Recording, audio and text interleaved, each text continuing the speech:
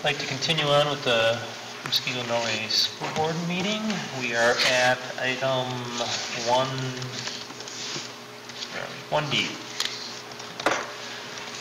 Bob, would you like to lead us in the Pledge of Allegiance? Pledge allegiance to the flag of the United States of America and to the republic for which it stands, one nation, under God, indivisible, with liberty and justice for all.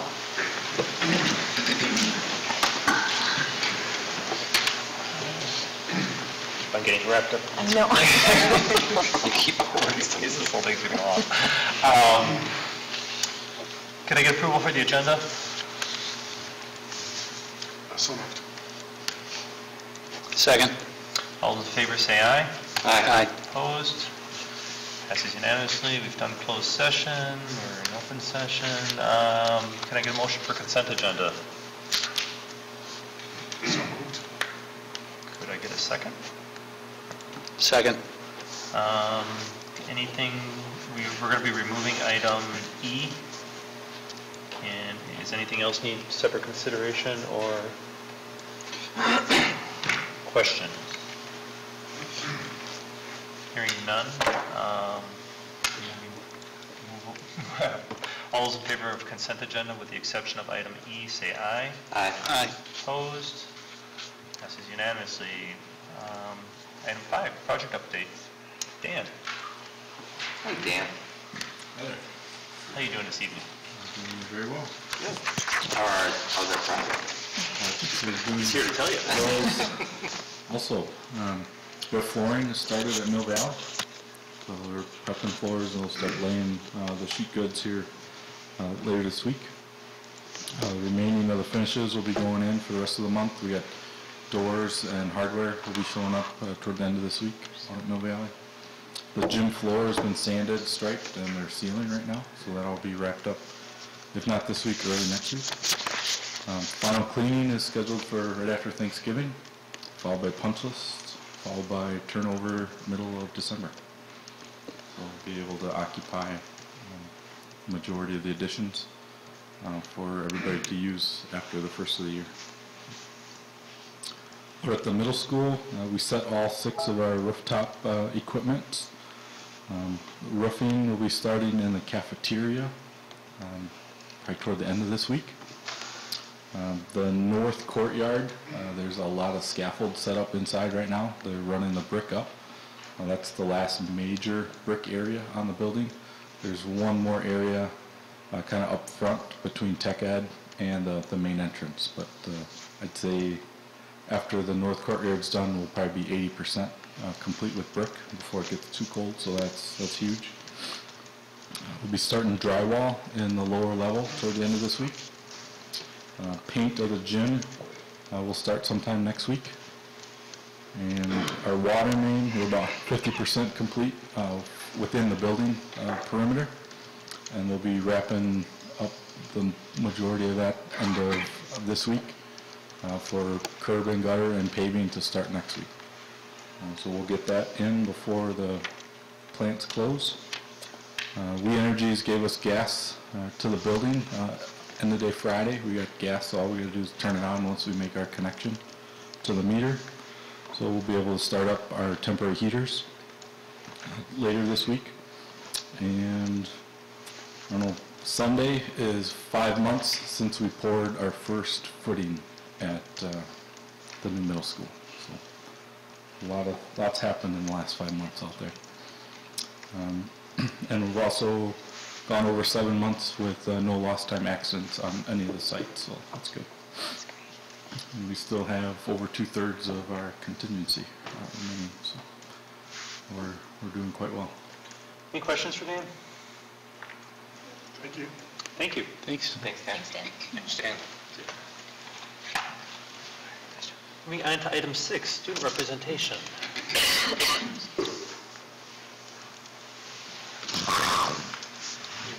Good evening. This past Friday, our Muskegon Warriors football team beat Franklin 24-21 after being down by 21 points at the half.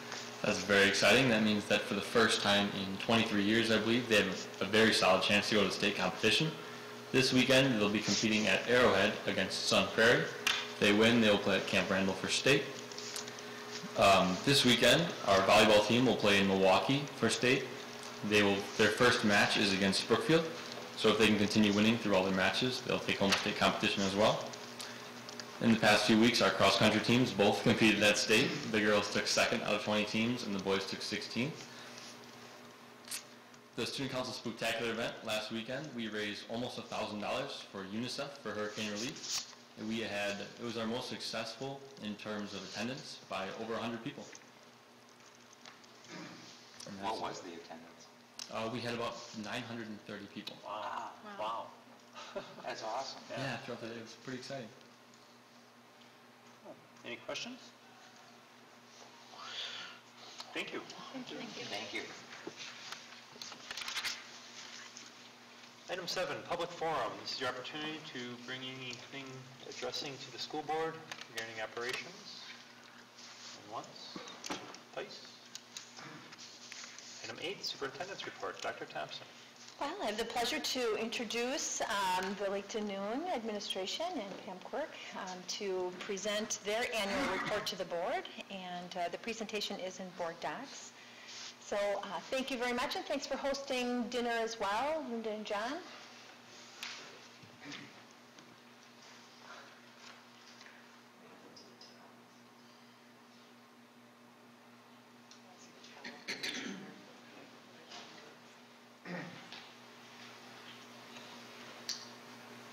All right, well, welcome everyone. Do I need one of these mics? Yes, please. Is that for you? Press it one time to get it to flash green. Okay.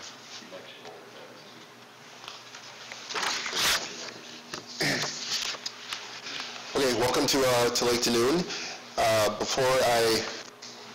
start off highlighting a couple things while we get the presentation set up to go.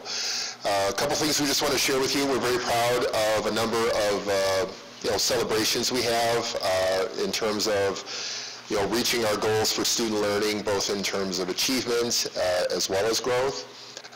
So one of the things that on our Eye on the Goal plan is we always strive to have our student performance on state assessments be at or above the median for Waukesha County school districts, and also that our students are growing, not just achievement, but on our STAR assessments they achieve at least a 50 standard growth percentile that shows that they are progressing and closing gaps the way they should be.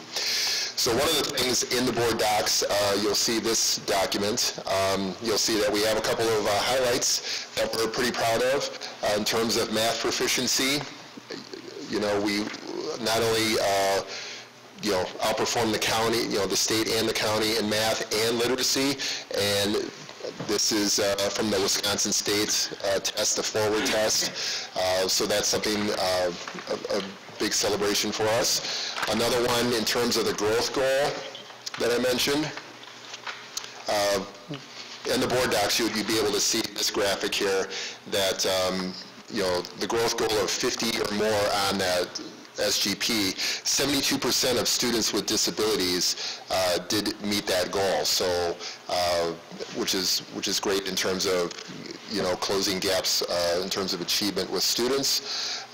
We also know that there's a positive trend in performance on the Wisconsin Forward exam for students with disabilities as well. The graphic up on the top of the sheet here. So with that, I'll turn it over to Linda, who will go into more detail.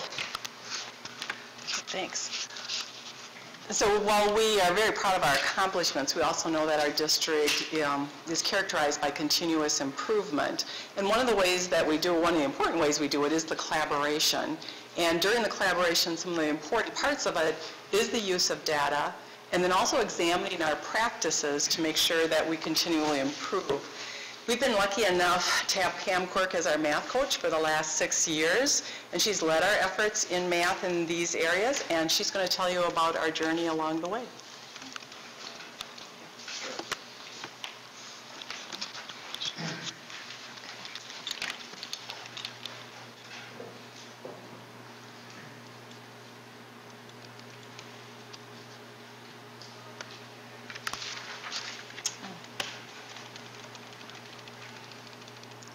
it. Okay. So as Linda shared, I'm the math coach in the building, and I'm representing our math team just to share how our data looks for math. And I had this graphic up here because I thought, to me, this represents how much data there is. There's just so much data. It's almost like a black hole. There's so much data. And how do we focus that data to make important decisions to help the students learn? And the two ways the math team looks at that data is in almost like a summative kind of way where we have star or forward and then analyze how that looks and then what next step could we take. And then a second way we look at it is more globally and saying how could we help individual students become proficient. So I'm starting out with the forward results on math proficiency. And Lake Denoon is in yellow, and we, over the last 2 years, have been third or fourth out of Waukesha County for our math scores. And there were 19 schools in the county, but I also included nearby schools that aren't in the county, so up to 27 schools. And we're still third or fourth. So we were celebrating that as a math team. We get together once a month, and we look at that score and say, no, that's awesome. We're doing very well. But then we said, well, who's higher than we are? Because that's always what you're doing, like who's up there? And we noticed Heartland North Shore was first last year. And I contacted that school and thought, well, what could we learn from Heartland to be even better than what we're doing now? And asked, could we come do a visit and observe how your teachers are teaching and maybe pick your brains at lunch or maybe during a meeting? And they were on board with that. Linda was so supportive of that. And I was able to take Todd Sobchak, he's a 6th grade math teacher, and we went to Heartland and we got a visit for a whole day, which was very, very informative. And we had basically two big takeaways from that. One being that they have their math homework in a spiral. So they have a lesson for the day, and at the end they don't do a bunch of practice. They do one practice, a longer type of question, and then the rest of their homework is all from previous learning. And that spirals as they go through. That's in their content, in their curriculum, and we don't have that currently. And that's one takeaway for our next step that we thought we would do, is also include that. The second takeaway we had was more of just a noticing. They had about 30% of their students in the accelerated pathway, and that's about what we have too. So that part is similar for both schools. We took the data and narrowed it down even more because what do the teachers need to know? How are our grade levels doing? So I took the 5th grade, and Waukesha County has a ton of 5th grade schools, and we are ranking 4th for 5th grade in Waukesha County, and I included Franklin and Oak Creek in this as well. And 6th, 7th, 8th doing very well above the median also. And then narrowing that data down even more to take a look at it. Really, teachers are saying, well, how did my kids do last year on that forward? Because we don't get results until July, August, September time. And I took the percentile ranks by individual classes so the teachers knew what their score was. And then being comfortable enough to say, look at all the other scores that are here for the kids who are in the regular pathway or the advanced pathway or just the mixed level kind of path. And as a teacher, am I doing really well? Maybe I need to share that information with other people on my team. Or maybe I'm a little bit on that lower end, and what could I do about that? I should talk to the other teachers about that. Narrowing it down even more, we did special ed. For Lake Denoon, we're 3rd in the county for Waukesha. Also did very well there. And doing our next steps, I've been here 6 years, and we try to keep the focus the same for teachers. So once a month we meet as a vertical team, grades 5 through 8 teachers in math.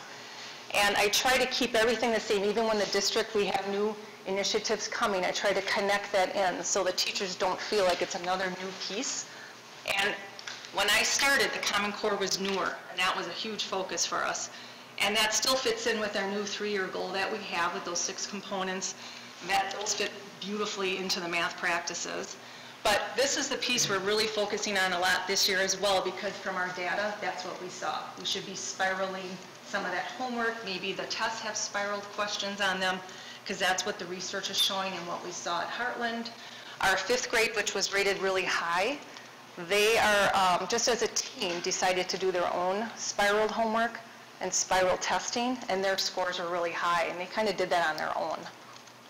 And we keep the formative assessments. That's always part of what we do. In their PLCs, they work on that as well. These are slides I actually use with the math team, the ones you saw, this one as well, trying to tie everything together with research-based strategies. We looked at memory, because memory affects that spiraled curriculum coming back and coming back. And the teachers are used to this visible learning with Hattie. That's very common. We've seen that many times together. But I also pulled things from a scientific journal, from a psychology research from Kent State, Duke, University of Wisconsin, of what every teacher should know about memory, to get those teachers to see the researchers behind what we are doing. And in all three, so these three icons represent the three different studies, they have the same top very effective strategy, which was distributed practice over time, that spiral type of thing. And it's called something different, but it means the same thing. And then that week when I had the collaboration meeting, this came out in the bi-weekly from the district, and it was called 10 Ways to Learn from a Different Research Study, and what was number 9? That distributed practice, the same thing. So the teachers see that over and over again and know that's part of validating what they do. All of this was more of the summative, how we look at it, how we analyze it, what's the next step. That's one way we look at the data. And then that second way is how could we help individual students. And this is just an Excel document I put together, but it had a really strong purpose for what we do in the math team. And students' names would be listed here, and I have all their historical data from STAR, from Forward, from COGAT, and we take a look at that to see, are there students who are constantly in that, maybe 30 to 40th percentile range? Because below 30, and that's why this is up here, they maybe need intervention. If they're above 90, they're an advanced learner, maybe in need of gifted and talented services. But all students are on the document, and if they're always in that 30s, 40s, we need to be looking at those students because they're not getting intervention and they might need extra help. The other important piece is, do they have a math goal?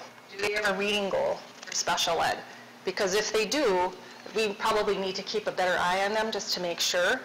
And the math intervention, have they had it before? And if they had, what grade was that? And for me as a math coach and teachers, if they had math intervention in 3rd grade, for instance, it's very hard for me to find that information. And that might be coming more with some new data warehouse we have called ION. That would make it easier. That way the teachers know in 5th grade, and if they come in, they've had intervention. We really need to watch to make sure that we're boosting them up a little bit. So currently, our multi-tiered system of support, everything on the left is what I've already referenced in that graphic organizer, what we're doing, and when we meet, what happens in their PLCs. On the right, we have that RTI system where Tier 1, if you're not familiar with this, Tier 1 is just in the classroom. Teachers are supporting those students. They're differentiating for them. Tier 2 is where they're pulled out in middle school for 50 minutes every day. So they are missing encore classes to get extra math support. And Tier 3 would also be the same, but a little more intensive, maybe one-on-one with the teacher. And what we're finding, and the reason I have a question mark is because as a Lake Denoon math team, looking at that data, we feel there's this extra piece we need to do to help that proficiency level. And that is more or less a bridge between Tier 1 and Tier 2, and looking proactively at what we can do to help those kids. And we're calling it this bridge in between Tier 1 and Tier 2. What can we do to help those students succeed and not have them fall maybe into intervention if we could prevent it? One is check-ins, and it sounds so simple and positive postcards, but it's who's on that watch list that we're looking at, that they're always in maybe the 30s, just hanging on in the 30th percentile range. And the teachers would approach me and say, oh, hey, Pam, the so-and-so just took an assessment and they're doing really well, and they had 3s and 4s, and I'll catch that child in the hallway and say, hey, I heard you did really well on this test, and da-da-da, why do you think that is? And part of it might be that growth mindset, to let them know, we know you can do this. And postcards as well, and the check-ins could be, this child is slipping. Just last week I had an 8th grade boy who was slipping, and the teacher said to me, Pam, can we meet with the student? And it's just that little extra support we can offer them without pulling them out of anything else. It's very minimal type. The second extra support we have is a weekly group with me. I have about 5 students from every grade level, and they meet during their resource time, so they don't miss class, which is really nice. And I'll do things, I'll just show you. You guys ever hear of Big Bang Theory? That show? I don't know if you've seen that show, but I do video clips during the weekly support group. So they are able to just see a little clip, like 1 minute, 2 minutes long, for that growth mindset piece. So they come to me and I'm just going to show 15 seconds, just in case you don't know. Equally as a teen sitcom star, never considered a science career until high school. She said at first it seemed too hard. And I think if there's one thing I can say today, if something's hard for you, it doesn't mean you're not good at it. It means you need to learn it a different way. Viola took 12 years off from acting to go to school. Okay, and she was one who was very bright. She has her doctorate in neuroscience. And just saying to the kids that she was with that she had a hard time, but she learned it a different way and it was fine. And we applied that to her math. It might seem hard, but we can try it a different way and you'll get it. So within that time with me, I might do front loading of different material. It might be vocabulary. It might just be how do you study. And that happens once a week. We've had really good data. So again, I pull the data to see if it's working, because if it isn't, then we need to try something else. But 85% of the kids I had last year scored above the proficiency grade of 50, which is the district's goal. And so the teachers did want that to continue. And then the last piece we do that's closer to Tier 2 is the Math Booster class. It was a pilot, voluntary through the parents' permission. And that was where the child is closer to needing intervention, but maybe doesn't need the academic piece. They're failing or not doing well because they have a hard time studying or their memory isn't working as strongly, need extra support. And they meet with a teacher every other day for 50 minutes based on the root cause of what they need. And we found that also to be very successful. So here are 2 students that had Math Booster last year. And Michaela here, she said, the Math Booster helped me to know that if I want to do it, I can. And that was for her, the growth mindset piece was huge. And now she's in 8th grade and doing very well, scored very well in her first quarter, a success story there. But again, her scores went way up, just like we see for intervention, and sometimes they slip after. So I would want to do more check-ins with her so that system is in place to make sure she's doing well. And then for Elijah, he said he just liked how they explain things in different ways in the Math Booster. This year doing very well, his scores are high, and again, making sure we support him so that continues in the future.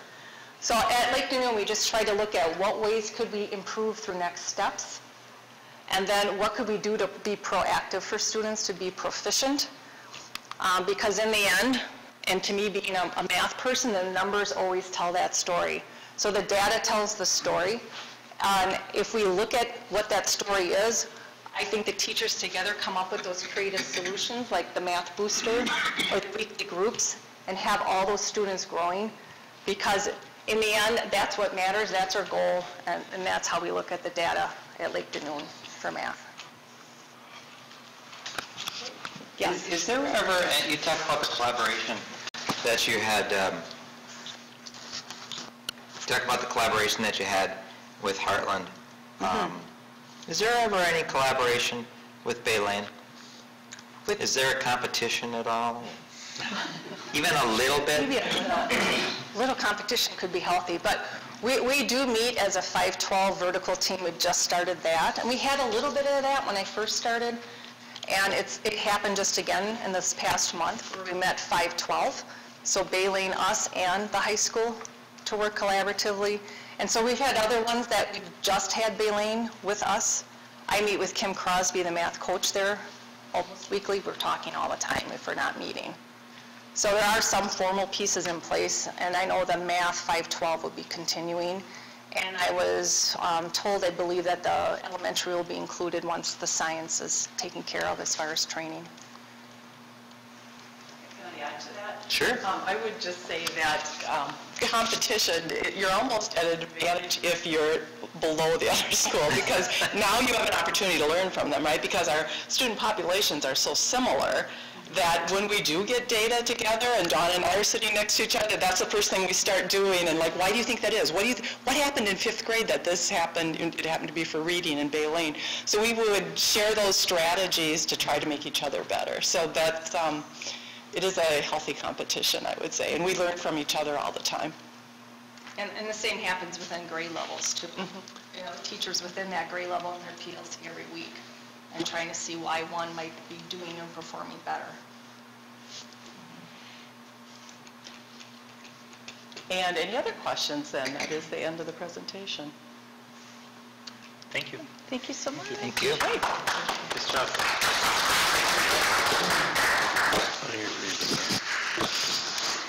All right, the next item on the superintendent's report is an update from Christy on our pathways redefined. You might recall we've had a pathways for a number of years that we kind of check in to see how our system is doing at various points at elementary, middle, and high school, and just to see the health of our system and how students are progressing toward being ready for the next step after high school. So Christy will share what a group of individuals she's working with is doing as far as redefining that.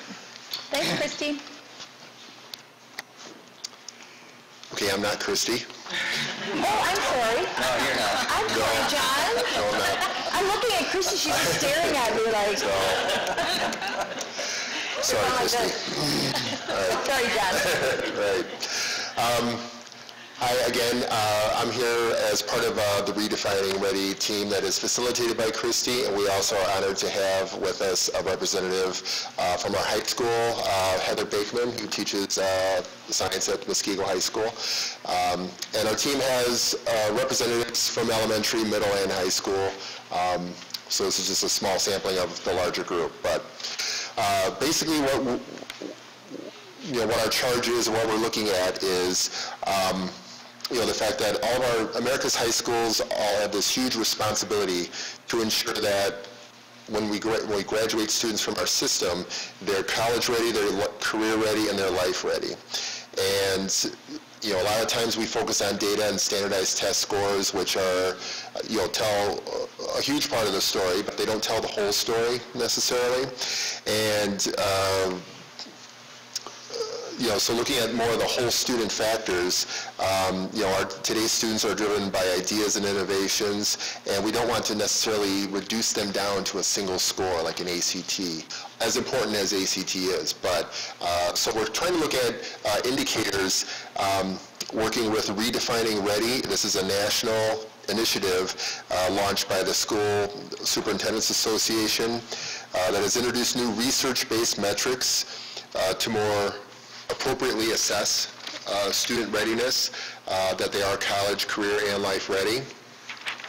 And this initiative is a response to college and career readiness scores that standardized test makers report, but they fail to portray a comprehensive picture of the whole student potential.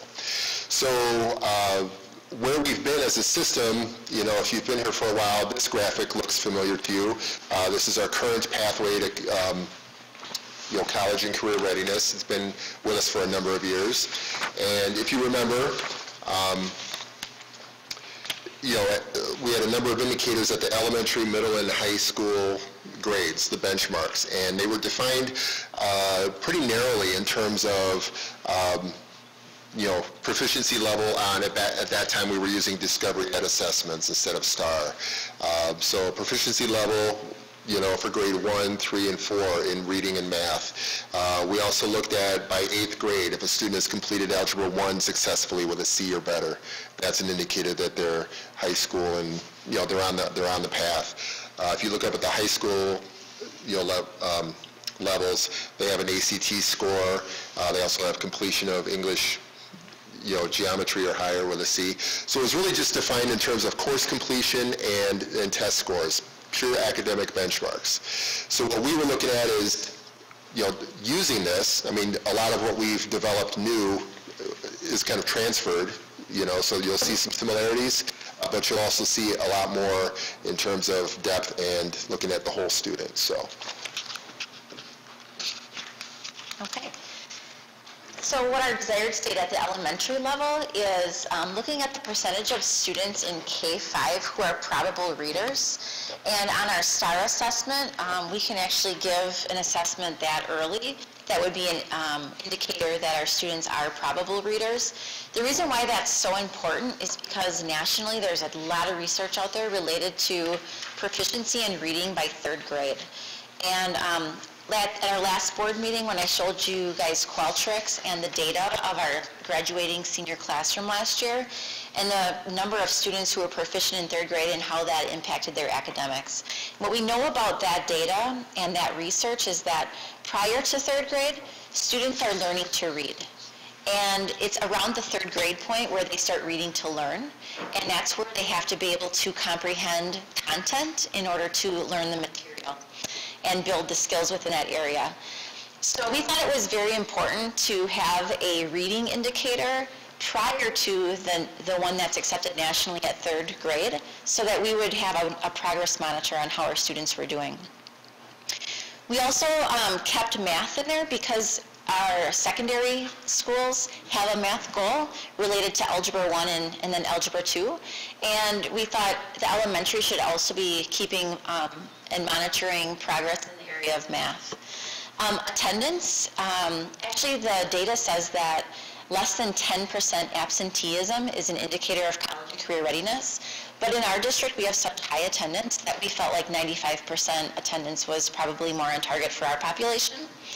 And then the last area is social emotional learning skills, or social skills. You'll see here that we have it on hold because Kari Olson and Dawn Marish are leading a team of educators in the district looking at social emotional learning as part of the MTSS. And they're going to be coming forward probably later this year with some information on that.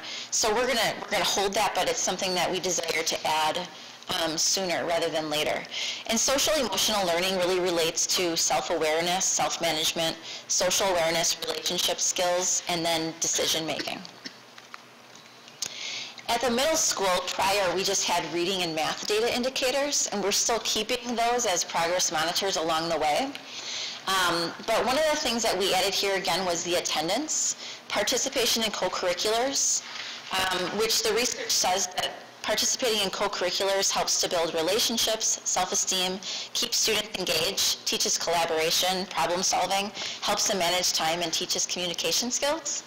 And then community service hours, we're not sure if this is going to be, if this will lead to a requirement, but for starters, we'd like to start to monitor how many hours our students are doing community service projects.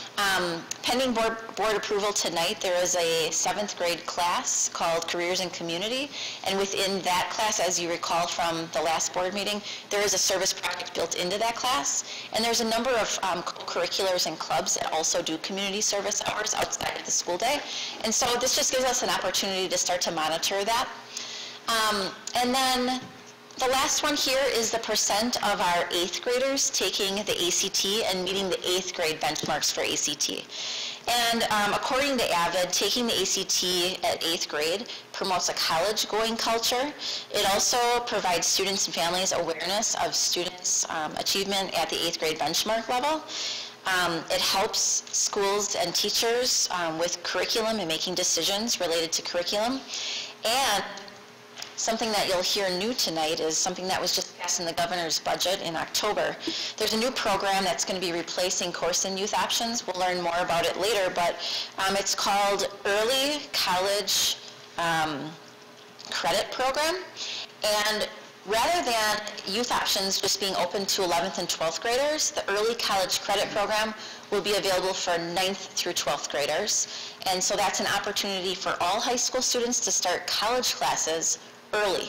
And in order to do that, they'll need to have an ACT score. So this is one way that we can start to promote more of the college-going culture and also understand our student data better related to the ACT. Moving on to the high school standards that we'd like to consider to determine or define college, career, and community-ready high school graduate. In addition to having a particular GPA level, currently we have a 2.8 GPA or higher as an indicator, but we'd also like to consider a career, college, and community-ready student to have at least 2 or more of the following. So the first one on the list is taking Algebra 2 and earning an A, B, or C as a grade in that class. Algebra 2, according to the research that we've dug through, is considered to be a gateway course. It's a course indicator when taken in a particular pathway, so taking Algebra 1 and Algebra 2 by the 9th grade level. Students who have successfully completed that course pathway are shown to be more college ready and require less remediation once they do enter college. So those math skills are, again, strongly correlated with success. And just to make a note on students who do not require remediation, they're significantly less likely to drop out of college. So there's a little tangent there to continue to support that idea. Additionally, students who complete this this course pathway have the opportunity to access other higher level math courses in their sophomore, juniors, and senior years. Next, the next 2 on the list, we have participation in 1 or more AP course, and then to go one step further, to track students who are earning an A, B, or C in an AP course, and or scoring a 3 or better on an AP test. So these types of data are showing strong correlations with college enrollments and persistent rates in the first 2 years of college. Christy's going to highlight towards the end of the presentation that having the access to AP classes for our students will be considered one of our report card options or report card notes on for the DPI moving forward. Next on the list, we have participation in 1 or more of the early college credit program opportunities. As Christy mentioned, we currently have in place a program called Youth Options, and this is for currently 11th and 12th graders only. Those are students who are able to have access to college courses that we don't offer here at the high school. This will be the last year of that program. Moving forward, we will have the early college credit program, which will now be offered for 9th through 12th graders. The state of Wisconsin is looking at implementing a new program called 1+3, and that is an overall goal for students across the state of Wisconsin to have access to these college courses so that they could earn up to a year of college credit before even graduating high school. And the last on this list is the ACT College and Career Readiness Benchmarks. Students who meet all 4 of the benchmarks, so that would be the 4 portions of the ACT test, which is reading, English language arts, math, and science. So students meeting those benchmarks, according to SAT and ACT research, are scoring well on entry-level exams and there's high enrollment with degree programs, and also a decrease in required remediation for students who do choose to go on to post-secondary education. Continuing with our high school success indicators, in addition to the ACT College and Career Readiness Benchmarks, the ACT Aspire testing, which takes place for 9th and 10th graders, also has their own set of college and career readiness benchmarks. So that's actually something we're already tracking as students have been participating in the ACT Aspire testing. And so we've been monitoring those sorts of data, and it's allowing staff at the high school to check for college level assessment skills, and also ensuring that our students are prepared with particular skill set to be able to tackle those upper level electives that are available for junior and senior years. Attendance has made the high school list as well. As Christy mentioned, the research does show that a 90% attendance rate has strong correlation with on-track graduation, but we would like to consider a 95% graduation rate with our student body. Extracurriculars, again, on the high school list as it was on the middle school list, just continuing to promote those positive academic, psychological, and civic engagement skills that students have the opportunity to gain through those activities. Math shows up once again. The next two, we have a senior year math class, as well as just stating a math class beyond Algebra 2, just continuing to promote those course pathways that are available for students. Students who are able to successfully complete those course pathways have shown to require decreased levels of remediation once they enter post-secondary education. The Youth Apprenticeship Program is a program that we currently have in place through WCTC. And it's something we've already been monitoring. Our students have been participating in a variety of options through the youth apprenticeship opportunities. Just last year, we were able to award 30 industry credits through the program. For example, a student might have been able to earn a welding certificate. We had 5 students last year complete the Certified Nursing Assistant Program and be able to receive licensure through the state of Wisconsin through that program. Through our FACE department at the high school, we had 29 students last year earn the Assistant Child Care Teacher licensure. And through the BMIT program, again last year, 10 students were able to earn their Microsoft Office Specialist certification. So again, a program that's already in place that we're already monitoring. We certainly want to add additional opportunities to the Youth Apprenticeship Program, especially since the DPI would like to consider adding Youth Apprenticeship as one of our scorecard indicators. The last few details that we have here on our high school list are coming right out of the redefining ready criteria that John had mentioned as an introduction to our presentation. And so just to continue to reiterate that the youth apprenticeship and the industry credential opportunities are strong indicators, and those sorts of programs have been adopted by many states. Also, the community service piece that Christy mentioned, perhaps looking forward at tracking that data and seeing what types of opportunities and how many hours our students are already participating in. The Academic and Career Plan, that is a program that we will have in place as well. It's another state program. Students will be getting an academic and career plan starting at the 6th grade school year and continuing that portfolio, building that portfolio through their high school graduation. This will be an online database or software program that the students will be completing through a variety of activities. There's many surveys they can take and have an opportunity to explore many other career options. So we'll be able to track that as well. And our final high school indicator for college, career, and community readiness is the idea of financial literacy. Now, we don't currently have this as a high school requirement. However, we do have some courses that would help support this goal, since we do have an opportunity to track how students are performing in terms of financial literacy. These sorts of skills have been shown to be valued by our community as more of a life-ready skill, and so we want to begin to track that information based on students who are not only taking but also scoring A, B, or C in either our high school economics class or our high school personal finance class. So both of these courses have shown to meet at least 75% of the state or national guidelines for financial literacy.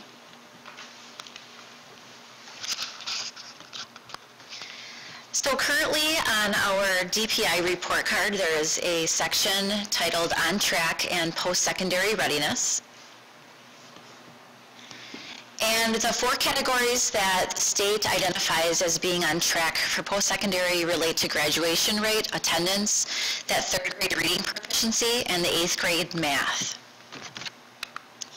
However, new for 2018, DPI will be adding the following. The percentage of students who participate in a early college credit program.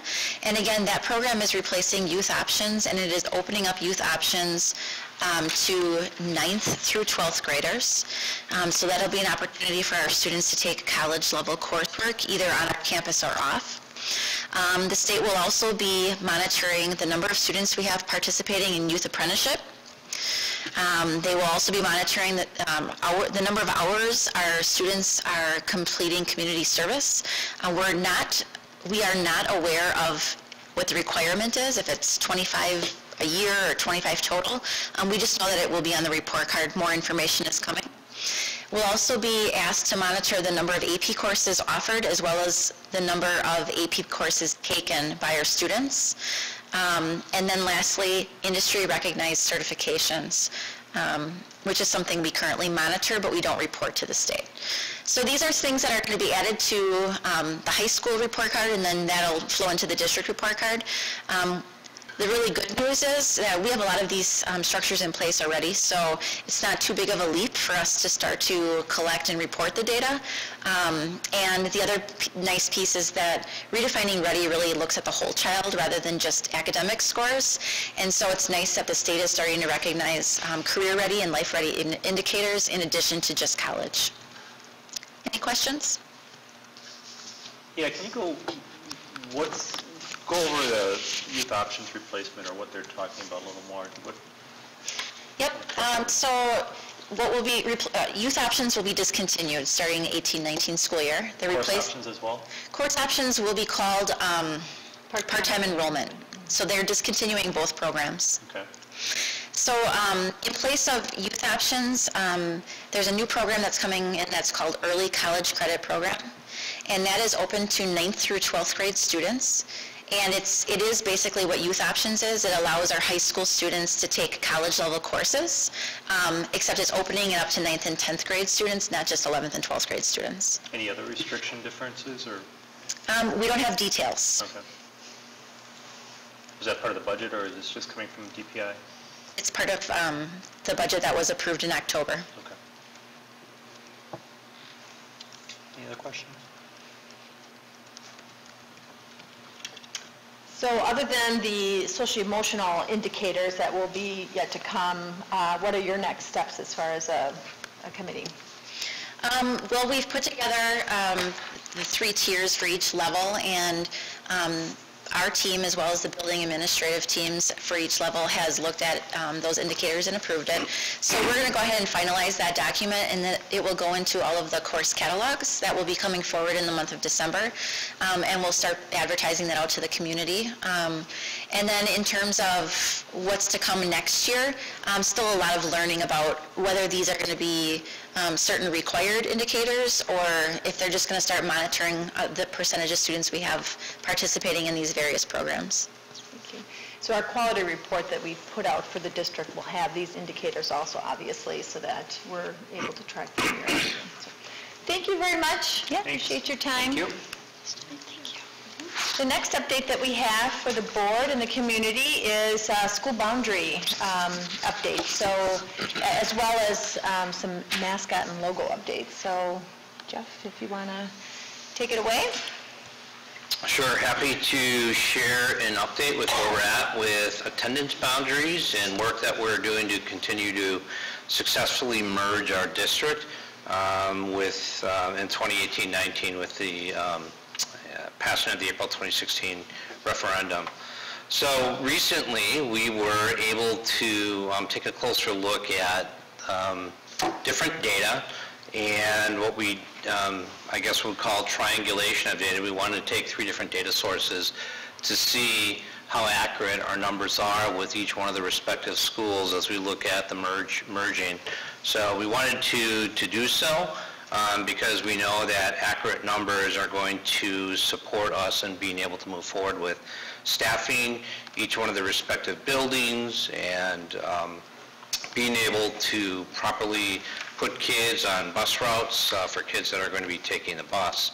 So part of that triangulation of data was to be able to pull information from our student management system, Infinite Campus. We used a software platform that Julie's very familiar with and brought new to us last year, Forecast 5 maps, and then we also had some information from the bus company. So with that particular data, what we wanted to do is really give families the opportunity to know where we currently have them slotted to attend for the 2018-19 school year.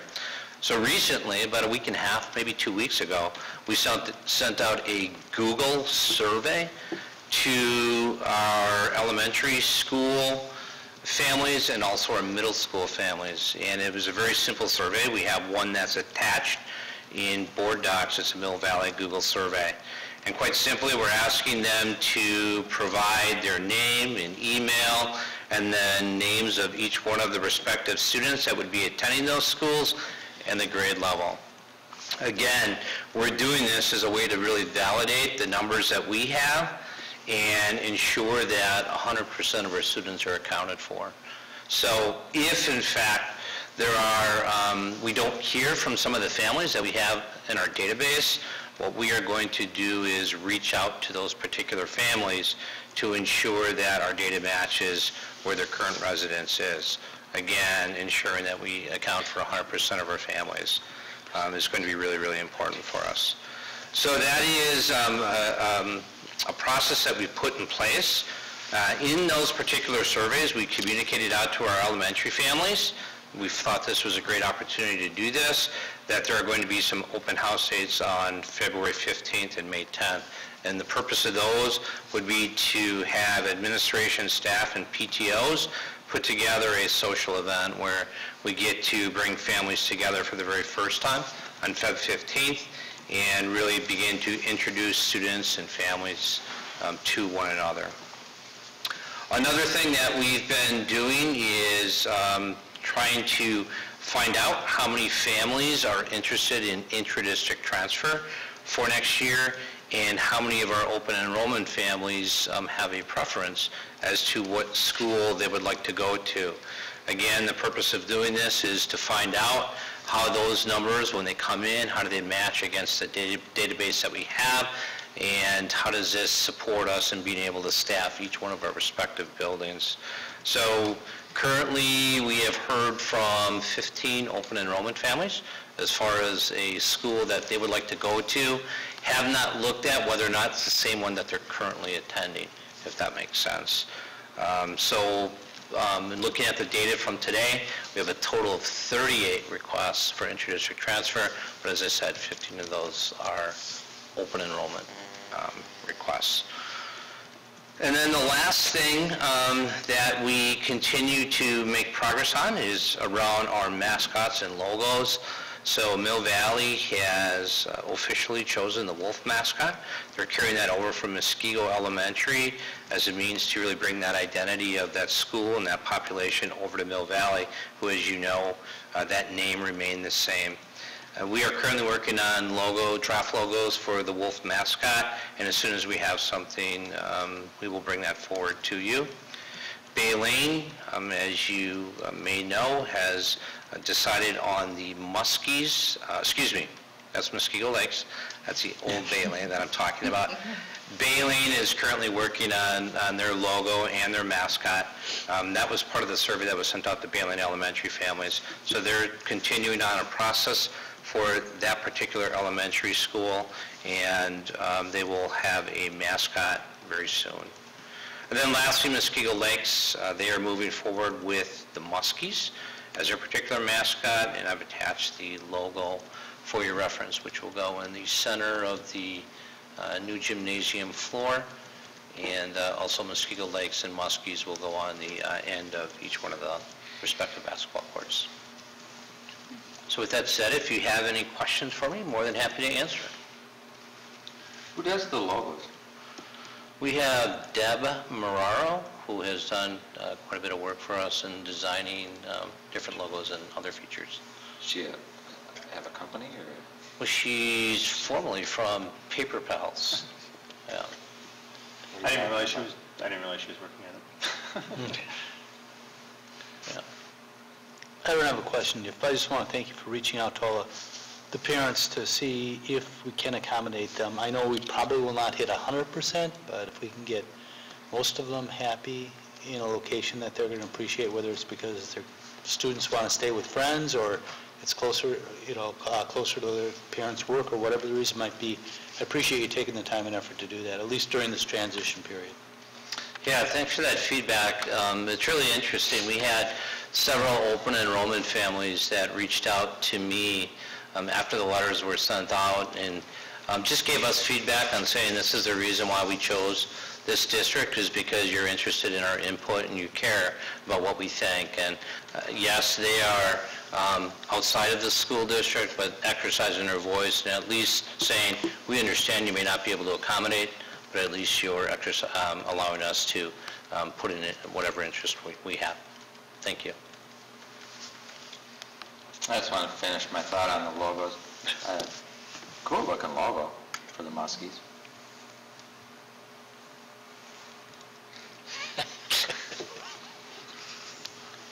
You want to get that on a shirt, Dean? Be cool on a fishing hat. I think it's a silly name, but we've already went down that road. Cool looking logo. The only thing we might want to take back to her is the Muskego Lakes, that black outline around it. It's going to be difficult if you do any embroidery. It's going to get lost in there. So you want to do something that opens up that a little bit. Depends what your uses are all going to be, but if you do any monogram shirts or anything like that, it's not, it may present some problems. Thanks for that. All right, no other questions? The next item is just a reminder of the joint convention that's happening in January, and just to note that we do have two groups that will be presenting at the convention. One, Rick and I will be presenting with a number of other districts on the superintendent evaluation process, or DAPES, and then we have the teaching and learning department presenting on the 6 high leverage practices and what went into designing that and implementing that process. The last item is the contributions to the profession, and just to highlight that we did have 3 groups last week present at the convening down at the Wisconsin Center, including teachers and students. With the second one that's on there, they did a Socratic seminar, which was pretty outstanding. So we try to share as much as we can, and obviously attending those events also helps us learn as well. So, and that concludes the superintendent's report. Thank you. Moving on to other reports, President's report, the only thing I can reiterate is what, kind of what Colin brought up. We have a lot of exciting things going on this week in the district with some of our sports teams, both the volleyball and football team. Unfortunately, are both active the same night, but you can actually do both if you plan it well. Encourage everyone to get out and cheer on both the volleyball team and the football team. It should be an exciting time for both of them. So. And just to note, the swim team is also competing in state on Saturday. We have 11, I think 9 individuals, and then a number of relays. So, yeah. A great Milwaukee Journal on their reporting. I miss that. All right. Moving on, clerk's report. I don't believe there is any tonight. Yes, there is. Okay. Same thing again. Yep. There it is. A notice of school board election will be published in the Wednesday, November 22nd, 2017 edition of the Waukesha County Now. 3 seats are up for election as follows: Eric Schrader, Dean Strom, and Lisa Warwick. Beginning Friday, December 1st, 2017, district residents who meet eligibility requirements may file declarations of candidacy and campaign registration statements at the Education Services Center, South 87, West 18763, Woods Road, between the hours of 8 a.m. and 4:30 p.m. The deadline to file is 5 p.m. on Tuesday, January 2nd, 2018. A primary election, only if necessary, will take place on Tuesday, February 20th, 2018. The spring election will take place on Tuesday, April 3rd, 2018. Candidates who are elected at the spring election will take office on Monday, April 23rd, 2018, and terms are for 3 years. This concludes the clerk's report. Thank you. Board member reports. Any reports from any board members? I just have something real briefly. This weekend I attended, it was a combination of a Wisconsin Association of School Boards board meeting and the WSB Legislative Advocacy Conference. At the conference, they covered some of the things that were going to be affecting finances in the near future with vouchers, the state of the economy, and what's happening at the Capitol. The thing I wanted to bring up, though, was, and Kelly's got a copy of it, is both the board and the Policy and Resolution Committee wanted to approach the state legislature and act on a report that the National Conference of State National Conference of State Legislatures report, No Time to Lose. This is basically a look at what some of the successful countries who have high-performing school districts are doing, such as Singapore, Ontario, which I know is a province, but for the purposes of the report, they're considered a country, Finland. And it has a lot of good information. This is just the first part. The second part will be bringing forward some of the suggestions for each individual state to act on. And Luther Olson, who is the chair of the Senate Education Committee, was part of that committee, and there's a short section of pop code in there of some of the stuff that he observed. But it's a good report. It's an easy read. It basically spells out what they're doing to succeed. Does not say that's what we need to do to succeed, but just some ideas for us to start percolating on. And hopefully, we can come up with a great education system out of it. But it's some good background board members might want to read. Thank you. Thank you, Brett. Thank you. Any other board member reports? A few that are here tonight. All right, moving on, there are no committee reports. Moving on to item 10, resolution action items. 10A, CPC recommendations. Motion to approve new course proposals modifications as presented. So moved. Second. Discussion. You have in front of you the list of recommendations that we spoke about last board meeting. Is there anything you want to add? The only change that was made is the recommendation for leadership and life skills to be a 2-year pilot with annual updates to the board. Any comments, objections, discussion on any of these items? Hearing none, all those in favor say aye. Aye. Opposed? Passes unanimously. Moving on to 10B, middle school schedule, phase 1. Motion to approve the 2018-2019 middle school schedule as presented. So moved. Second. Discussion. And no updates based on what was presented 2 weeks ago. Exact same plan. Any comments, questions? Hearing none, all those in favor say aye. Aye. Opposed? Passes unanimously. Moving on to discussion items. I'm sorry. It's not up there, is that? I don't have it in board docs either. I just saw it in, under reports. I don't know how I got under reports, but I took the notes for the approval of it. Okay. What didn't you see? It's not on. Oh, the item wasn't on the board there? B is It's not under there. reports. And it's not in board docs. I just wanted to make, it's not under resolution. Oh, yes. Well, it's not on the, yeah. It is. It is on board. Oh, it's not here, so that's fine. It was As long as it published, is an official record, that's all. Yeah. I just didn't see. I was it. confused. I'm like, I'm looking at it. I'm reading from it. I don't know why I've got a different version. Moving on to discussion items 11. 11A, 2017-18 budget. As a placeholder, we just finished our budget. Placeholder. Anything new? Julie, you're here. I am, surprisingly. Tax levy was filed with DPI and will be distributed to municipalities by Friday. Any other questions on the budgets or?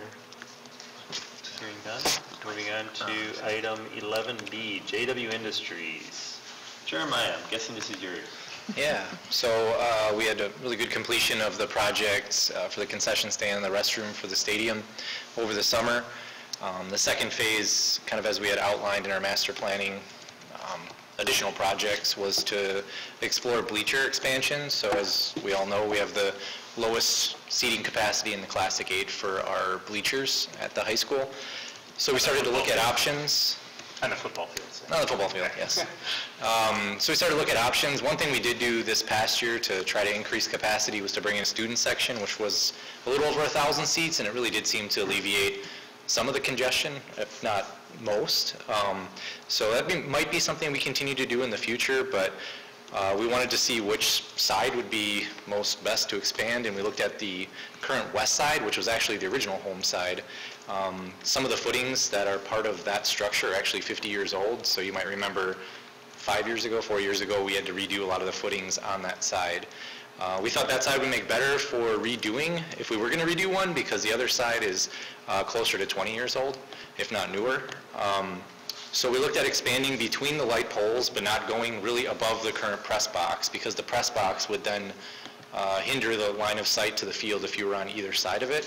So we looked to expand it with approximately 1,200 additional seats, going between the light poles, but being centered within the current football field. We also looked at expanding the current press box, which we actually don't have room for press if we did have a huge game and we had additional press show up. We do need additional space for that. Some things we learned through the studies in the last couple months is that codes will be changing. There's an IBC code that gets updated every 5 years or so, and they'll be changing codes as of the first of the year, noting that you will only be able to have 500 square feet of press box per field. So we currently exceed that because we have 2 press boxes.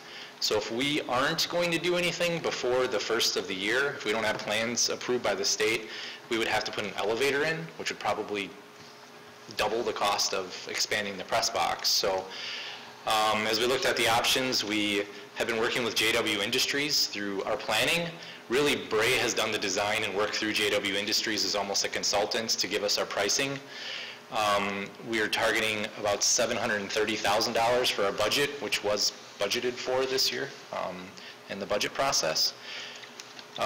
So essentially we would need approval to start moving forward with JW Industries to do official civil and submit plans to the state before the first of the year, which would allow us to move forward on expanding both bleachers and the press box. There are some additional options that maybe I would opt to include out of the operations budget, which would be like storage underneath, if that would present itself. So what we kind of talked about is a not to exceed amount of about $800,000.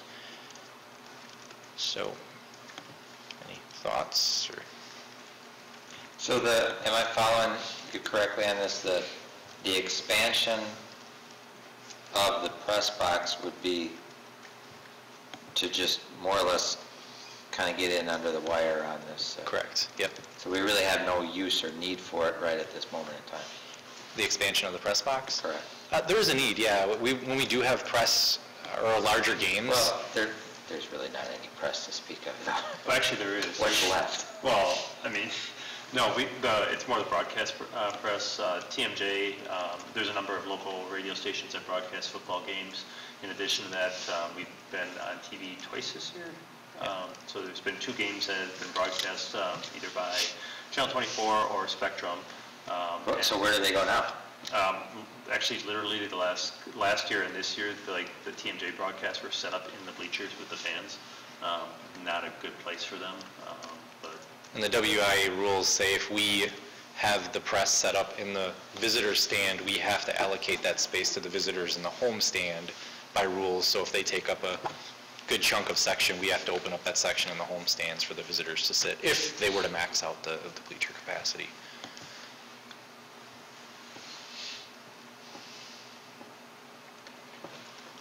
Any other questions? Did I answer your question? Kind of a flimsy answer, I think, but yes, it did answer my question. Okay. While we're talking about stands, how was the reception of the student section in the end zone?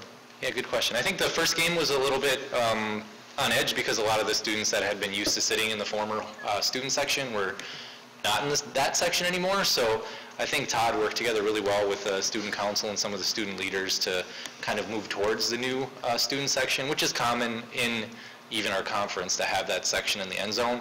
But I think it took some getting used to because the kids typically would be on the side of the field and you could kind of be part of that game experience, whereas now it was a little bit more off in the distance. But I think after a few games, it kind of became normal.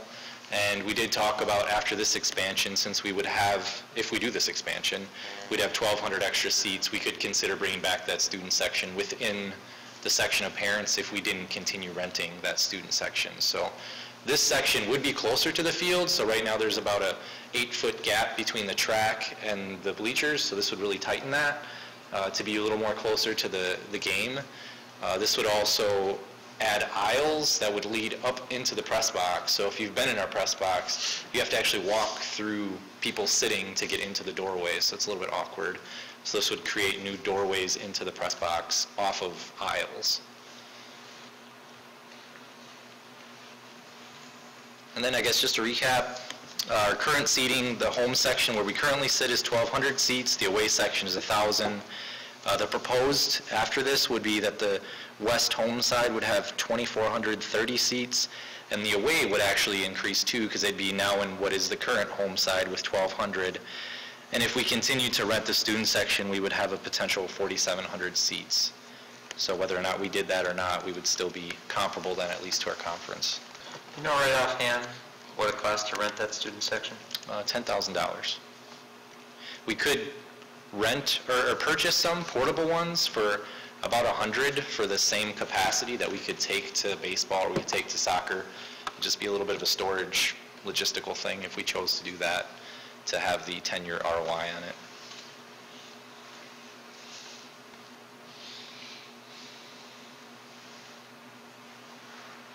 I have a question regarding JW itself. I guess you had mentioned it to me last week, and I was misunderstanding what the process would be on that. So there are no local contractors that do these? Correct. There's a bleacher company out of Texas called Southern Bleachers. And so I contacted 2 other school districts that recently did bleacher projects. One was a no bid other than JW, and then the other one gave me the bid tab where Southern had bid on it, but they were $50,000 higher. If we were to purchase bleachers outright, like these portable ones, that'd be a good opportunity to call around nationwide and get prices, but having a local company to be able to service us is probably the reason why we only have JW bleachers throughout, and probably most of the region too. So JW is local? Yeah. Okay. Well, they're national as well, but they have local service guys here. So. And there's no one else that has local service? No. The company that rents, that builds the temporary bleachers like that isn't set up to do a permanent facility like this. Okay. They're more geared towards that temporary rental type. I wanted it more verbalized of why we're not, it's not a small number. Yep. Why aren't we going out to bid? The question may come up. Yep. And I want to have a good reason why.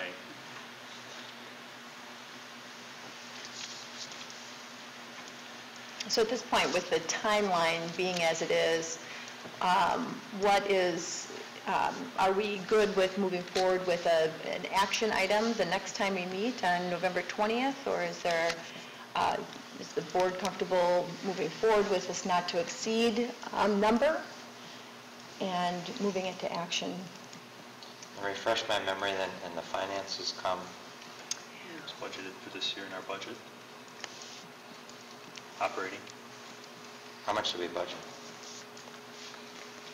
The bleacher project itself is not, there are some fund balance dollars allocated, but we were also looking at the revenue from the sale of Muskego Elementary to support that. Yeah. The concession project as well as the pool were the general operation funds. Yeah. So this money was not budgeted? We would be looking at using fund balance, some budget funds from next year, about $75,000, and then $500,000 from the revenue from the property sale. Okay. So on that rainbow-like document that we shared with you starting in April, that's what, we had that $700,000 plus dollars allocated from the sense of we knew where we were going to go for that money. The additional money that Jeremiah was talking about would come out of his operating budget in order to expand the storage underneath the bleachers. So that would be the added feature that we didn't necessarily know about back in December of 2016. There's also code changes coming with enclosures that you have to do fire-rated walls and possibly sprinkler them. So even if we could get a quarter of the bleachers enclosed, like if you go to most of the nice stadiums, they have fully enclosed bleachers, and that's just a lot of nice dry storage. So if we could get it, we could get it. If we can't, we can't. But now would be the time to try to look at it too. And so it was $500,000 that we had allocated from the sale of Muskego? Correct. And if that sale for some reason doesn't go through, if we give the go-ahead on this, excuse me, go ahead on this, and that sale doesn't go through? Fund balance. And how's it? Until it does go, until it would. The property would go. Correct, then we would essentially But the intent reimburse. is for, at some point, to use those funds for. And again, we want to allocate those funds from the sale of the property, because if we are receiving them in the same year that we're expending them, there's no tax impact like there is with fund balance. So that's why we'd want to use those before we'd want to use fund balance. So if the sale, if we go ahead on this, next year, the sale falls through on Muskego Well, we pull fund balance. Correct. And then in 2 years, a sale happens at Muskego Well. Can we replenish $500,000 that we took out of fund balance, or is that then taxed differently? No, the revenue that would come in from the sale of the property is just that. It's just revenue, and the board can decide how to allocate that. If you're expending it again in the same year, it's even, so it doesn't have that next year impact from spending more than the budget. But if you're just putting it into fund balance, there's no impact on that at all.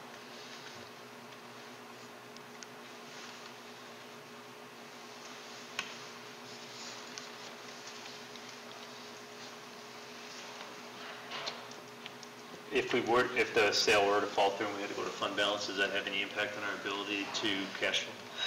No, because if you remember when we talked about the pool and the need for borrowing, when we initially looked at how much money we'd have to borrow to accomplish many of these projects, we were upwards of $5 to $6 million.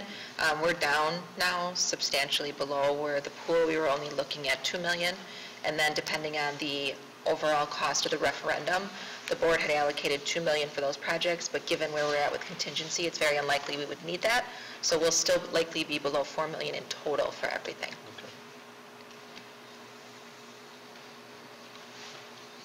All right, so what are you looking for tonight? Just Jeremiah, are we good if we come back, or is there a preference to have the board consider tonight, or? I would prefer that, just because I don't know that, I think the timeline is pretty tight for them to get this submitted to the state. First, civil work would have to happen, so they should be able to design it, submit it to the state while civil work happens, but it is a pretty tight timeline, but totally comfortable with if we had to. Whatever the board's comfortable with. Is there any objection to moving forward with it, giving the approval tonight from anyone? The only concern I have is that we're so few in number tonight. If we give the go-ahead, then we didn't hear 3 voices, but that's my only concern. So how strong is that concern? Not overly. Okay. Bob? I have the same concern, but.